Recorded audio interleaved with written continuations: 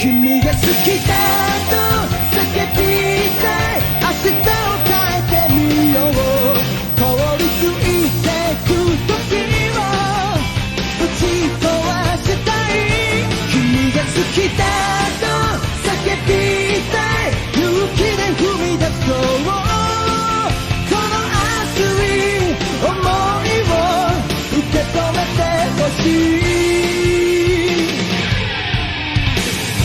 ざわめいたフロアに賑わうテーブル越し何気ない君の視線に酔いしれ恋をしているようで踊らされてるような高鳴る鼓動にもう嘘はつけない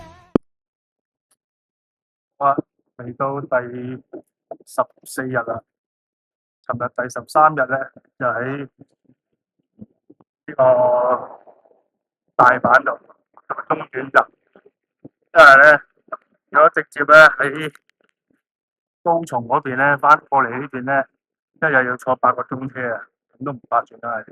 我哋又用一啲最黃金時間走去搭車咯。咁所以咧，尋日咧就一早就出咗大阪，咁啊都係行下街啊，食下嘢啊，就冇咩特別嘅，咁啊同埋拍下嘢咁樣。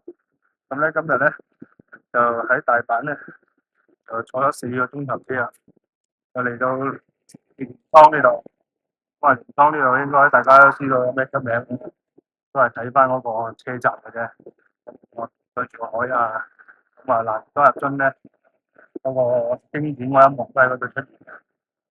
咁咧而家咧我就首先咧而家3點鐘咧就可能出去鎌倉先，出咗去鎌倉嗰度咁啊行個圈咁樣，即係佢嗰度係啲古建築嘅啫，咁啊影下相啊，跟住就再坐翻去鎌倉高校前，咁啊希望咧翻到嚟咧就唔會落雨啦。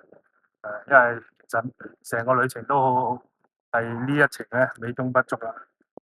落雨啦，咁今日落雨，聽日又落雨。我原本個 plan 咧係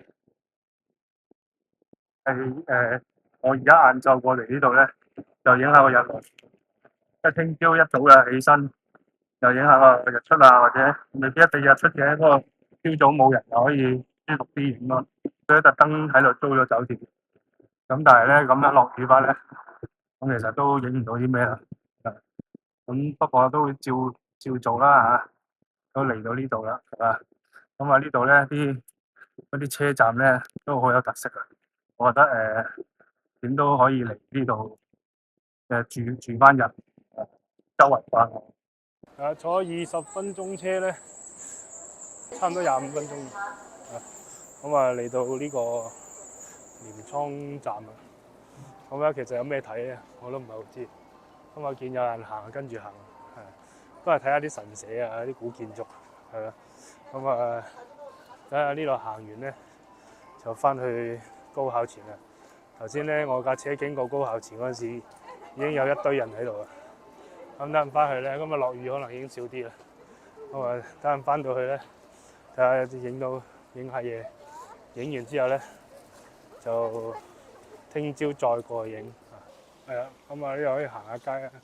應該呢度一路行咧，出面有個神社咁樣嘅嘢。係啊，咁咧呢個鎌倉市咧都幾得意啊！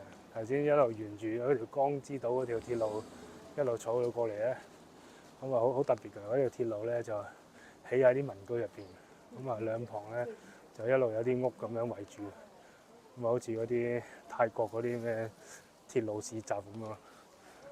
咁啊下次可以值得再嚟多次啊！今次落雨又唔係太靚，係啊，亦都好難影啊！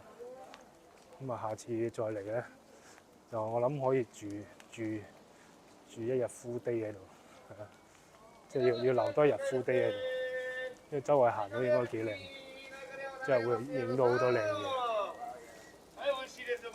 咁喺嗰條叫做咩商店街咁啊，即係古色古香嘅商店街度行過嚟咧，行到盡頭咧咁啊有啲廟啊，咁喺地圖度都見到啲大大細細嘅廟，咁啊，我覺得咧呢度咧係好適合喺度散下步啊，即係去感受下呢個日本傳統嘅氛圍啊。